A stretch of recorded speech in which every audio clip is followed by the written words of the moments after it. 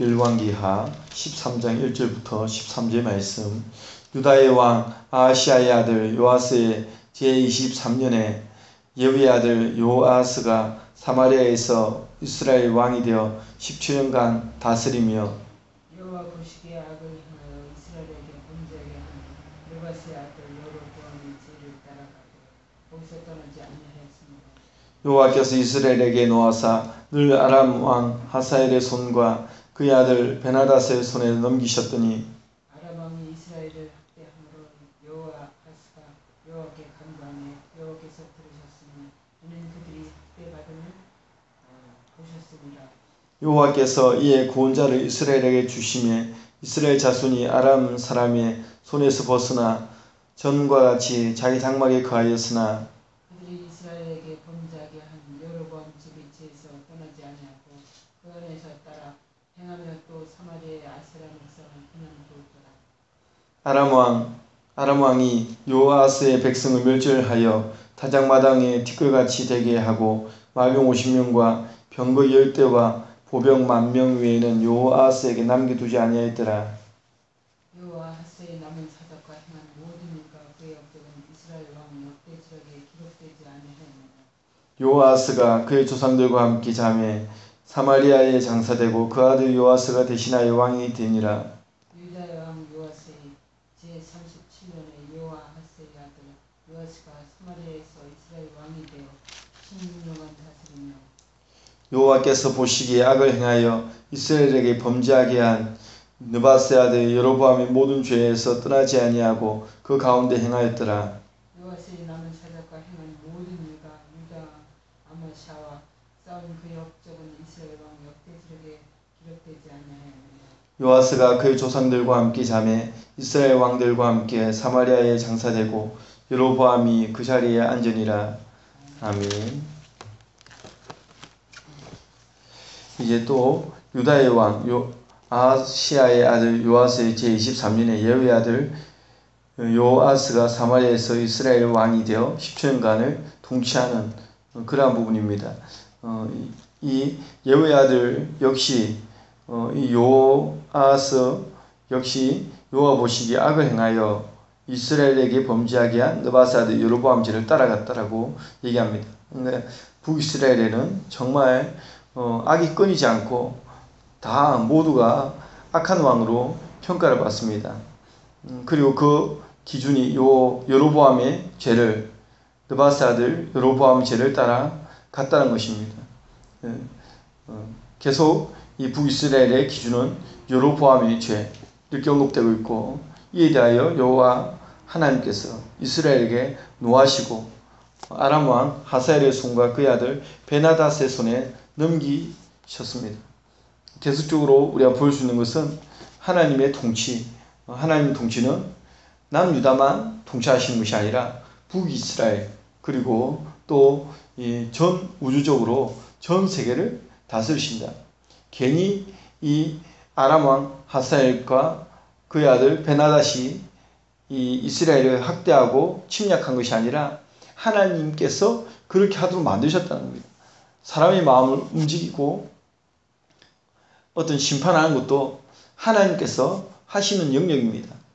하나님께 직접 다이렉트로 심판하는 경우도 있지만은 초자연적인 영역이고 또 그냥 일반적으로 하나님께서 심판하실 때 채찍을 들어 좀 말 안 들을 때 매질하고 그럴 때 다른 이방 나라 왕이라든지 사람을 통해서 이렇게 인생 막대기, 사람 채찍, 사람 막대기 인생 채찍으로 이렇게 징치하는 장면들을 우리는 볼 수가 있죠.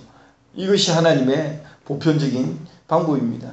하나님의 통치이고 하나님 통치 스타일입니다. 그리고 이 믿는 자들만을 하나님이 아니라 모든 인류의 하나님, 강대국을 움직이시는 하나님, 그러한 하나님의 모습을 우리에게 잘 보여주고 있습니다. 이러한 하나님의 심판은 결국 죄를 버리지 아니하고 그 조상이 행했던 죄를 그대로 답습하고 갔기 때문에 똑같은 그런 징계를 받게 되어집니다.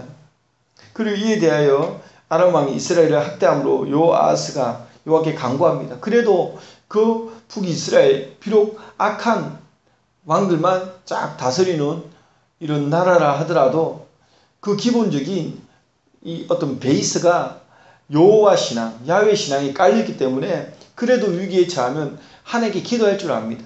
기도합니다. 그래서 이렇게 간구하니까 여호와께서 들으셨습니다.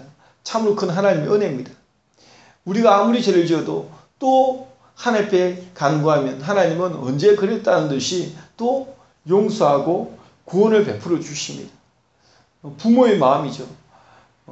자녀는 부모에게 등을 돌릴 수도 있어도 부모는 그래 끝장내자고 해도 또 다시 미련을 갖게 되고 또다시 돌아오기를 바라는 정말 집나간 탕자를 기다리는 그 부모의 마음, 그것이 바로 하나님의 마음입니다.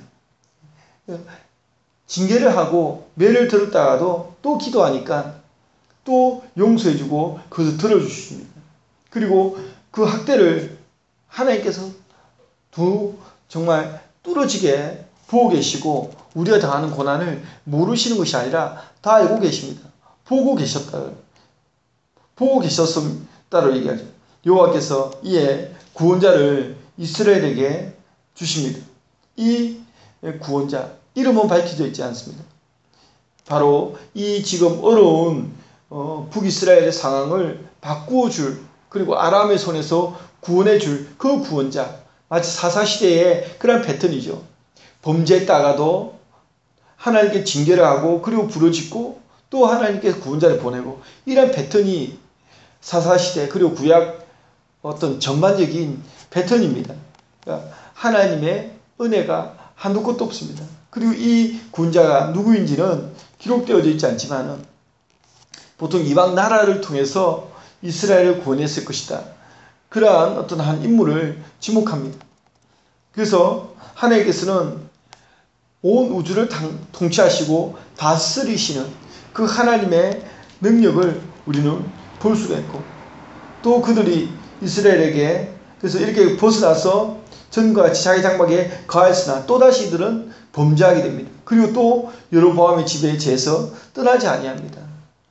그 안에 따라 행하며 또 사마리아의 아세라 목상을 그냥 두었더라.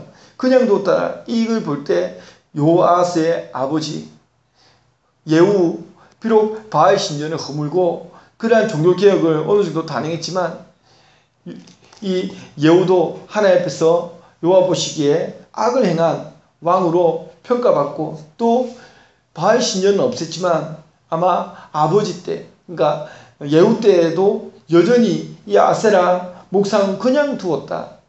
그것을 우리가 유추할 수 있죠.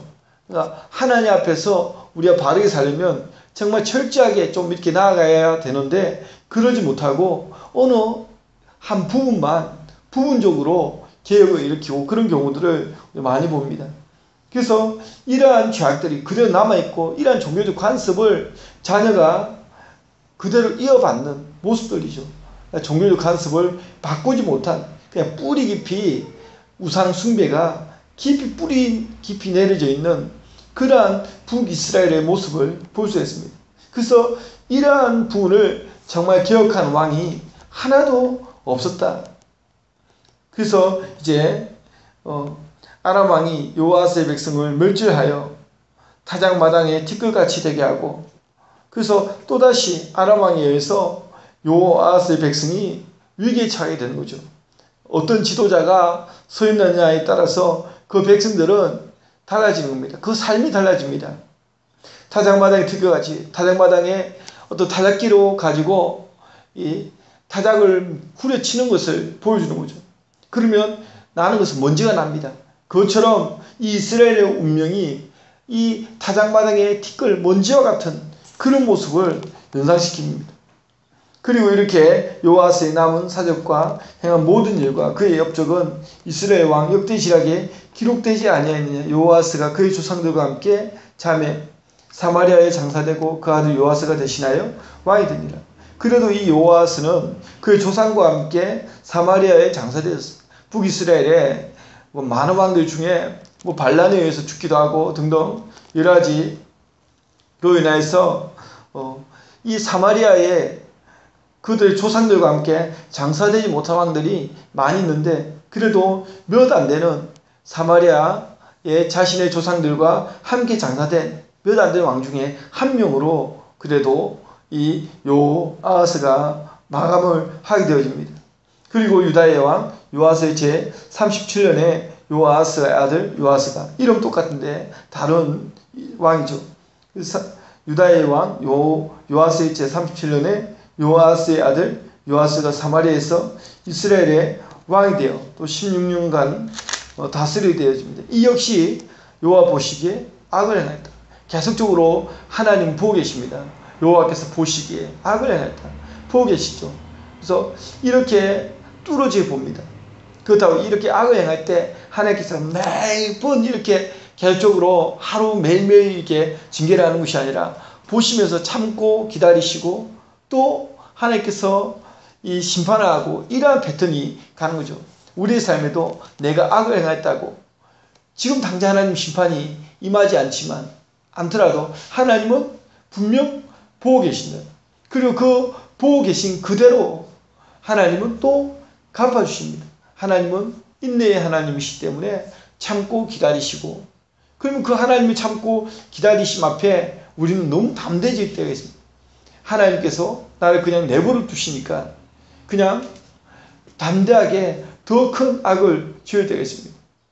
이렇게 또 이스라엘 왕 요아스도 여호와께서 보시기에 악을 행하여 이스라엘에게 범죄하게 한 느바스의 아들 여로보암의 모든 죄에서 떠나지 아니하고 그 가운데 행하였다. 떠나야 하는데 떠나지 못하는 하나님을 따르려면 세상의 이 죄악의 패턴을 떠나야 하는데 떠나지 못하는 그래서 여로보암의 모든 죄에서 떠나지 아니하고 그 가운데에 행하였다. 그 가운데에서 우리의 삶의 패턴이 정말 주변에 많은 어떤 신앙적 모델적인 삶을 사는 사람도 있을 것이고 또 어떤 죄악의 모델을 보여주는 사람도 있을 텐데 과연 누구의 길을 따르느냐 또한 우리가 어느 삶의 중앙에서 살아가느냐 때론 매스컴을 통해서 흉악한 범죄가 이렇게 나오면 그 어떤 전문가적인 입장에서 이야기하시는 분들이 모방 범죄를 우려하는 거죠. 그러니까 분명 어떤 잘못된 것을 매스컴 통해서 흘려보내면 정신이 똑바로 있는 사람은 그것을 보면서 안타까워하면서 저렇게 살지 말아야지 하는 마음을 더욱더 강하게 이렇게 충동질을 한다면 그렇지 못한 사람은 그것을 모방하는 겁니다. 모방하는 거죠. 우리 주변에 흩어져 있는 여러 가지 삶의 패턴들 우리는 그 패턴들 가운데 과연 어떠한 길을 가느냐가 참으로 중요합니다. 우리 마음에 이 생명의 근원이 되는 우리의 마음이 정말 하나님 앞에서 바른 자의 마음을 갖는다면 우리 눈에 보여지는 그 하나님 앞에서의 악을 깨닫고 그 악을 우리가 답습하지 아니하고 우리는 그것에서 벗어나서 살아가야 됩니다. 떠나야 되는 거죠. 하지만 북이스라엘의 왕들은 떠나지 않습니다. 조상들이 뿌리 깊이 내린 그 어떤 불신앙적인 모습 그리고 우상의 모습들을 바꿀 힘이 없습니다. 단지 왕의 지지를 얻으려면 이미 그 문화적 관습으로 되어져 있는 백성들의 지지를 얻기 위한 그런 것에 혈안이 되어져 있지 하나님께서 자신을 왕으로 세우셨다라는 사실은 잊어버리는 겁니다. 과연 우리를 지금 우리의 형편에 비록 넉넉함은 아니더라도 그래도 우리에게 이러한 삶을 제공해 주신 분이 누구냐?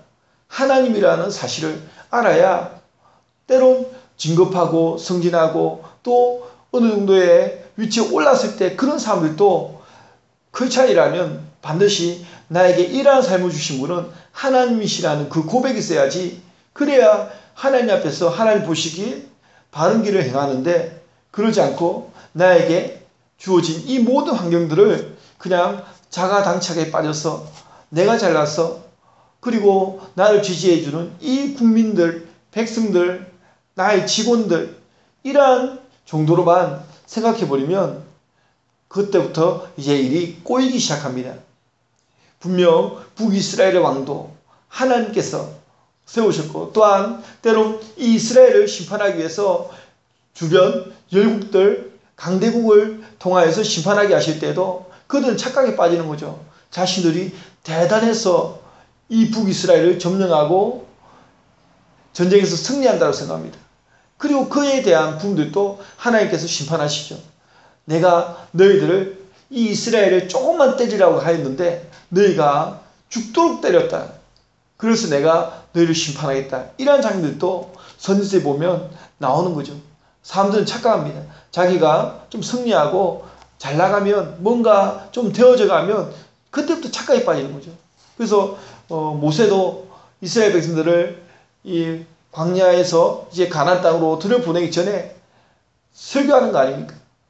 너희가 그 땅에 들어가면 이제는 이 광야에서 40년 지긋지긋한 이 정말 광야, 정착하지 못하고 방황하는 그 인생이 끝이 나고 이제 정착이 될 것인데, 거기 들어가면 하나님 약속대로 젖과 꿀이 흐르는 땅, 정말 하나님께서 풍성한 음식과 정말 그런 것도 주실 것인데, 그럴 때 너희들은 마음을 조심하라고 얘기합니다.